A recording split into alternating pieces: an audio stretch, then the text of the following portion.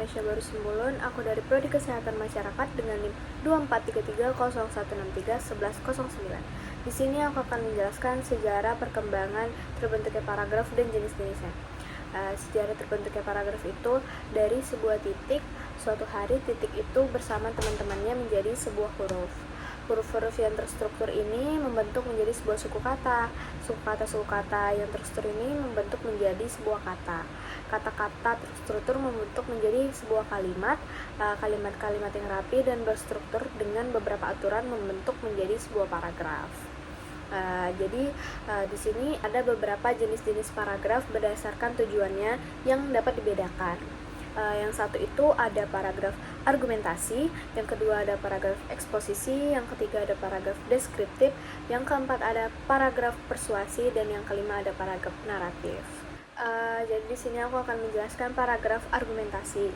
Paragraf argumentasi adalah paragraf yang berisi ide atau gagasan yang diikuti dengan alasan yang kuat untuk meyakinkan si pembaca. Jadi ada beberapa ciri-ciri paragraf argumentasi, yaitu satu, yang bersifat non-fiksi atau ilmiah. Nah, yang kedua itu bertujuan untuk meyakinkan orang lain bahwa apa yang dikemukakan itu merupakan suatu kebenaran. Yang ketiga ada dilengkapi dengan beberapa bukti seperti data, tabel, dan gambar. Dan yang kelima biasanya ditutupi dengan kesimpulan, guys. Jadi di sini ada juga macam atau pola pengembangan paragraf argumentasinya. Jadi pola pengembangan sebab akibat ini adalah paragraf yang mula-mula bertolak dari suatu peristiwa yang dianggap menjadi sebab yang diketahui, lalu bergerak maju menuju pada suatu kesimpulan hingga efek akibat. Ditandai dengan kata-kata sebab, karena, disebabkan, dan dikarenakan. Oke guys, di sini aku akan menjelaskan apa itu paragraf deskripsi.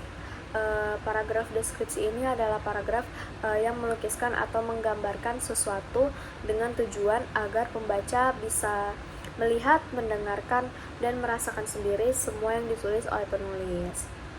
Ciri-ciri paragraf deskripsi ini yaitu menggambarkan atau melukiskan suatu objek, orang-orang tertentu, tempat, atau keindahan-keindahan alam yang bertujuan agar pembaca seolah-olah melihat sebuah objek itu sendiri, guys. Jadi di sini ada macam atau pola pengembangan paragraf deskripsi.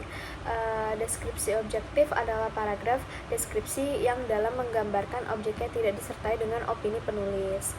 Terus ada deskripsi subjektif adalah paragraf deskripsi yang dalam menggambarkan objeknya sampai dengan opini penulis.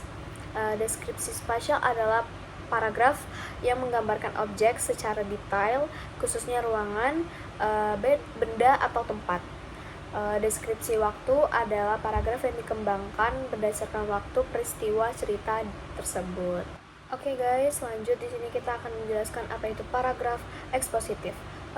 Paragraf ekspositif ini adalah paragraf yang bertujuan untuk menjelaskan dan menerangkan suatu permasalahan kepada pembaca agar pembaca mendapat gambaran yang jelas tentang suatu permasalahan yang dimaksud dengan si pengarang.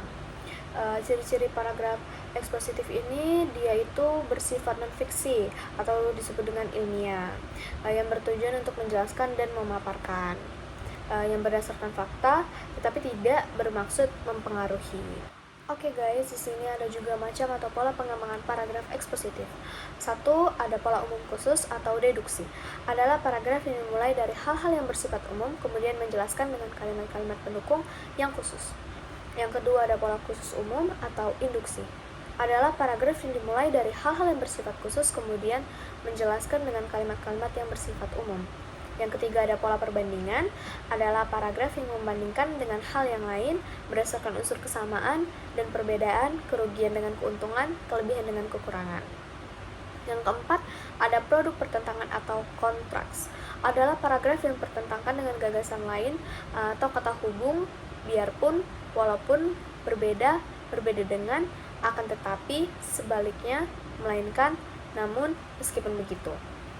Yang kelima ada pola analogi, adalah paragraf yang menunjukkan kesamaan-kesamaan antara dua hal yang berlainan kelasnya, tetapi tetap memperhatikan kesamaan segi atau fungsi dari kedua hal tadi sebagai ilustrasi. Yang keenam ada pola pengembangan proses. Itu adalah pola pengembangan paragraf. Ide pokok paragrafnya disusun berdasarkan urutan proses yang terjadi sesuatu. Yang ketujuh ada pola pengembangan klasifikasi, yaitu adalah pola pengembangan paragraf dengan cara mengelompokkan barang-barang yang dianggap mempunyai kesamaan-kesamaan tertentu. Yang ke-8 ada pola pengembangan contoh atau ilustrasi.